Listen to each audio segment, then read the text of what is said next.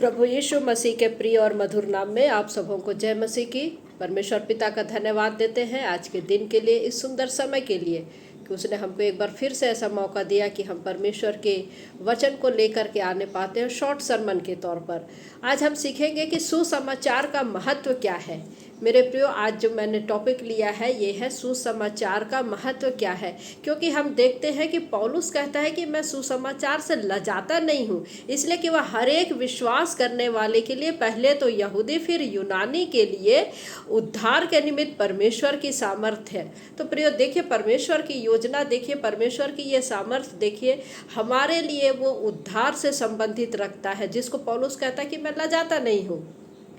प्रियो, परमेश्वर ने हमारे लिए एक रास्ता को खोला। पहले इजरायलियों के लिए था, अब जो है प्रभु यीशु मसीह की मृत्यु क्रूस पर चढ़ाए जाने के द्वारा, मृत्यु के द्वारा और जी उठने के द्वारा हम अन्य जातियों के लिए भी ये परमेश्वर की सामर्थ्य है। परमेश्वर ने हमारे लिए रास्ता खोल दिया है।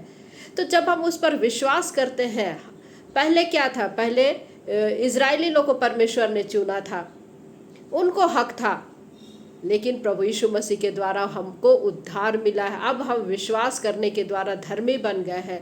तो उद्धार के महत्व को हम कितना समझते हैं, उद्धार के महत्व को आप कितना गंभीर लेते हैं। देखिए, इसमें कुछ पॉइंट है जो मैं बनाई हूँ, तो मैं चाहूँगी कि हम लोग इसको सीखें। सबसे पहले हम लोग देखेंगे रोमियो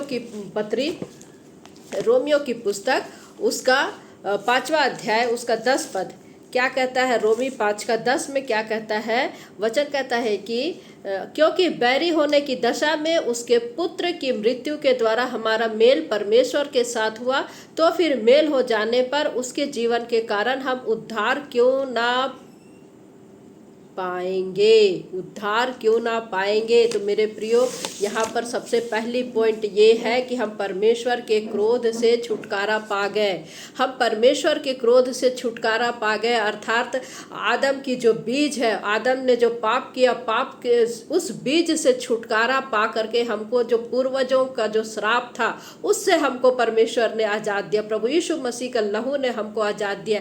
इसलिए हम 1 कुरिन्थी में देखते हैं कि जो नई सृष्टि है, प्रभु यीशु में नई सृष्टि, हम जो है प्रभु यीशु में नई सृष्टि, अब हम पर दंड की आज्ञा नहीं है। उसने हमको अनंत काल का जीवन दे दिया। इसलिए यूहन्ना 3:16 क्या कहता है कि जो कोई उस पर विश्वास करे सो नाश ना हो परंतु अनंत जीवन पाए। तो प्रभु यीशु मसीह ने ये द्वार खोल दिया हमारे लिए कि हमको परमेश्वर के क्रोध से उसने हमको छुटकारा दिला दिया। उसने हमको आदम के बीज से छुटकारा दिला दिया, पूर्वजों के श्राप से हम बच गए, क्योंकि हम नई सृष्टि में आ गए और हमको अनंत जीवन, अनंत काल का जीवन उसने हमको दिया। और चौथी बात जो है, हम देखते हैं कि उसने हमें उद्धार के द्वारा परमेश्वर की संतान बन जाते हैं। उसने हमें उद्धार के द्वारा परमेश्वर की संतान बनते हैं। देखिए कहाँ पर लिखा है, रोमियो की पुस्तक 8वां अध्याय, उसका 15 पद लिखता है, क्योंकि तुमको दासत्व की आत्मा नहीं मिली कि फिर भयभीत हो, परंतु लेपालक की आत्मा मिली है, जिससे हम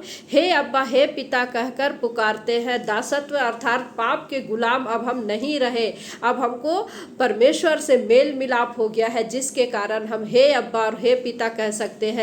इसका एक दूसरा वचन और हमको कहाँ पर मिलता है, 1 यूहन्ना 3 अध्याय, उसका 1 और 2। 1 यूहन्ना 3 अध्याय, उसका 1 और 2, यहाँ पर वचन क्या कहता है, देखो पिता ने हमसे कैसा प्रेम किया कि हम परमेश्वर की संतान कहलाए, और हम हैं भी। इस कारण संसार हमें नहीं जानता, क्योंकि उसने उससे भी नहीं जाना। हे प्रियो, अब हम परमेश्वर की संतान है, और अभी तक यह प्रकट नहीं हुआ कि हम क्या कुछ होंगे। इतना जानते हैं कि जब वह प्रकट होगा तो हम उसके समान होंगे, क्योंकि उसको वैसा ही देखेंगे जैसा वह है। उसको हम वैसा ही देखेंगे जैसा वह है। तो हम अंश अंश करके बढ़ रहे हैं, हम अंश अंश करके बढ़ रहे हैं मेरे प्रियो, की हमको परमेश्वर के वचन में जब हम धीरे धीरे हम उसकी गंभीरता में आगे बढ़ते हैं, वचन हमको एक एक सीढ़ी हमको आगे बढ़ाता है। तो कैसे उसने हमें उद्धार के द्वारा परमेश्वर की संतान बनाया कि हम लेपालक पुत्र और पुत्री होते हैं, हे अब्बा हे पिता कह करके पुकारने पाते हैं। 5वीं बात जो है वो हमको मिलता है 2 कुरिन्थी में, हमको मिलता है 5वां अध्याय, उसका 20 पद। 2 कुरिन्थी 5वां अध्याय 20 पद, इसलिए हम मसीह के राजदूत हैं, मानो परमेश्वर हमारे द्वारा विनती कर रहा है। हम परमेश्वर की ओर से निवेदन करते हैं कि परमेश्वर के साथ मेल मिलाप कर लो। हम परमेश्वर के राजदूत बनते हैं, उसने हमें राजदूत बनने का अधिकार दिया। कितनी बड़ी बात है। और क्या कह रहा है, हम मसीह के राजदूत हैं, मानो परमेश्वर के द्वारा विनती कर रहा है। हम मसीह की ओर से निवेदन करते हैं कि परमेश्वर के साथ मेल मिलाप कर लो।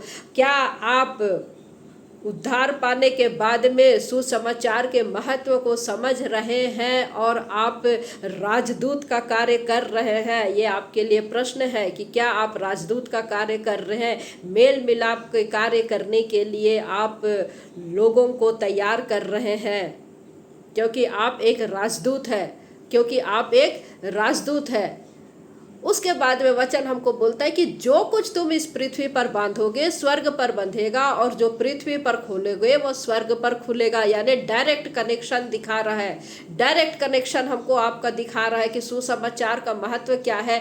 यदि आप परमेश्वर के लोग हैं, यदि आप प्रभु यीशु मसीह के द्वारा आप बुलाए गए हैं, चुने गए हैं, तो क्या आप इस बात की गंभीरता को महसूस करते हैं कि जो कुछ आप पृथ्वी पर बांधते हैं वो स्वर्ग में बंधेगा, और जो पृथ्वी पर खोलोगे वो स्वर्ग में खुलेगा। तो कैसे डायरेक्ट कनेक्शन हमको दिखा रहा है। अब पाप और उसके परिणाम से परमेश्वर ने हमको छुटकारा दिया है, और परमेश्वर ने हमको परमेश्वर का सेवक बनने का हमको अधिकार मिला है। कैसे हम परमेश्वर में क्या हो जाते हैं? परमेश्वर का मंदिर बन जाते हैं। 1 कुरिन्थी 3:16 पद। क्या तुम नहीं जानते कि तुम परमेश्वर के मंदिर हो? एक समय में परमेश्वर कहाँ रहता था? तंबू में रहता था, इजरायलियों के मध्य में रहता था, टैबरनेकर में रहता था, वहां पर रहता था। जिसको संदूक को इधर से उधर लेकर के जाते थे, परमेश्वर उनके मध्य रहता था, उनके साथ साथ रहता था। जहां कहीं वे लोग चलते थे उस संदूक में वो रहता था। किंतु परमेश्वर ने प्रभु यीशु मसीह के द्वारा आज जो है आपके अंदर में रहता है। वो आपके अंदर में रहता और आपके साथ साथ चलता। आप जहाँ जाते वो आपके साथ साथ रहता। आप इसकी गंभीरता को समझते हैं? आप जिस जगह पर जा रहे हैं, क्या आपके द्वारा परमेश्वर का आदर मान हो रहा है? क्या वहाँ पर आप एक गवाही को छोड़ते हैं? मेरे प्रिय, ये अपने आप को आप जांचने का विषय रखिए कि आप परमेश्वर के मंदिर हैं। हम आत्मिक दशा बन जाते हैं, शारीरिक दशा से निकल करके हम आत्मिक दशा में जीने लगते हैं। यह सुसमाचार का महत्व जिसको हर एक विश्वासी को जानना बहुत जरूरी है। हम जो है परमेश्वर की कलीसिया बन जाते हैं। अगला पॉइंट है, हम जो है परमेश्वर की कलीसिया बन जाते हैं। और जब हम कलीसिया बनते हैं ना, तो अधोलोक का फाटक भी प्रबल नहीं होता। अधोलोक का फाटक भी प्रबल नहीं होता। किस पर? पतरस पर। हम देखते हैं कि पतरस पर कहता है कि हम पर प्रभु यीशु मसीह ने क्या क्या? कलीसिया बनाऊंगा, कलीसिया बनाऊंगा। मेरे प्रियो, कितनी गंभीर बात है। हम कैसे उद्धार पाए हुए लोग अपने जीवन को जीते हैं। इब्रानियों की पुस्तक देखिए, 12वां अध्याय, इब्रानी 12 उसका 12 पद से हम लोग देखते हैं कि कैसे विश्वास किए हुए लोग आगे बढ़ते हैं। इसलिए ढीले हाथों और निर्बल घुटनों को सीधा करो और अपने पाँव के लिए सीधे मार्ग बनाओ कि लंगड़ा भटक न जाए पर भला चंगा हो जाए। सबसे मेल मिलाप रखो और उस पवित्रता की खोजी हो जिसके बिना कोई प्रभु को कदापि ना देखेगा। ध्यान से देखते रहो, ऐसा ना हो कि कोई परमेश्वर के अनुग्रह से वंचित रह जाए या कोई कड़वी जड़ फूट कर कष्ट दे और उसके द्वारा बहुत से लोग अशुद्ध हो जाए। मेरे प्रियो, पूरी वचन यहाँ पर हमको बताता है। यहाँ क्या बता रहा है? आगे पूरा 24 पद तक हम लोग देखते हैं कि परमेश्वर हमको आज्ञा दे रहा है कि अपने हाथ को ढीले मत करो, अपने घुटने को ढीले मत करो, सीधे रखो, अपने पाँव के लिए सीधे मार्ग बनाओ कि लंगड़ा भटक ना जाए, भला चंगा हो जाए। ये आपको गंभीरता से परमेश्वर ने जिम्मेदारी दी है। कैसे आप अपने उद्धार के जीवन को जी रहे हैं? आपका हृदय कैसा है? क्या आपका हृदय पत्थर वाला हृदय है कि आपके ऊपर में परमेश्वर का बीज गिरता है तो वो बिल्कुल अंकुरित नहीं होता? आपके किनारे, सड़क के किनारे वाला हृदय है, या झाड़ी वाला है, या फिर थोड़ी सी संसारिक बातें होती है तो फिर ऊट कटारे निकल जाते हैं और आप संसारिक जीवन में ही रह जाते हैं। आपके हृदय में वचन का बीज बोया जाता है तो आप वचन का दब जाता है, लेकिन संसारिक चिंताएं आपके ऊपर में आ जाती है। या फिर आपका हृदय अच्छा है।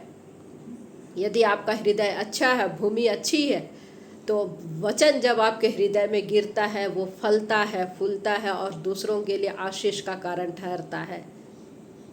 और आखिरी बात जो है, पवित्र आत्मा की छाप लगी है, आपके ऊपर पवित्र आत्मा की छाप लगी है, जिससे कि आपका उद्धार हुआ है। इफिसी 1 का हम लोग देखते हैं, पहला पद इफिसी 1 का 13 में और 4 का 30 में, 4 का 30 में। तो जैसे ही हम प्रभु यीशु मसीह को ग्रहण करते हैं, पवित्र आत्मा की छाप हम पर लग गई है, सील लग गई है, मुहर लग गई है। हम मरेंगे तो ऐसे ही जिएंगे। यदि हम प्रभु में मर रहे हैं तो हम प्रभु में ही जिएंगे, जिससे हमारा उद्धार हुआ। तो हमने 12 पॉइंट को हमने देखा कि सुसमाचार का महत्व क्या है। सुसमाचार का महत्व है कि हम परमेश्वर के क्रोध से छुटकारा पा गए हैं, हम श्राप से छुटकारा पा गए हैं, हम अनंत जीवन में प्रवेश कर चुके हैं, हम परमेश्वर के संतान बन गए हैं, हम जो है परमेश्वर के राजदूत बन गए हैं। जो उसने हमारा उद्धार किया, हम उसके संतान बन गए। जो चीज़ हम यहाँ पर बांधते हैं वे स्वर्ग में खुलता है, और जो चीज़ हम यहाँ खोलते हैं वो स्वर्ग में खुलता है। और उसके बाद में हम देखते हैं कि पाप और उसके परिणामों से हमको छुटकारा मिल गया है। परमेश्वर का सेवक बनने का हमको अधिकार मिला है, हम परमेश्वर के मंदिर बन गए हैं। उसके बाद हम देखते हैं कि हम आत्मिक बन गए हैं, शारीरिक दशा में नहीं किंतु आत्मिक दशा में हम जीते हैं। हम परमेश्वर के कलीसिया बन जाते हैं और हमारे ऊपर में अधोलोक का फाटक भी प्रबल नहीं होती। उसके बाद हम देखते हैं कि पवित्र आत्मा की छाप हम पर लगी है। तो क्या आप इस सुसमाचार को लेकर के संसार में जीते हैं, या फिर आपका जीवन यूं ही चला जा रहा है अन्य जातियों की तरह? सुसमाचार के महत्व को समझें जो आपको सेंटमेंट दिया गया है। तो परमेश्वर पिता इस शॉर्ट सरमन के द्वारा हम में से प्रत्येक को आशीष दे। आमीन।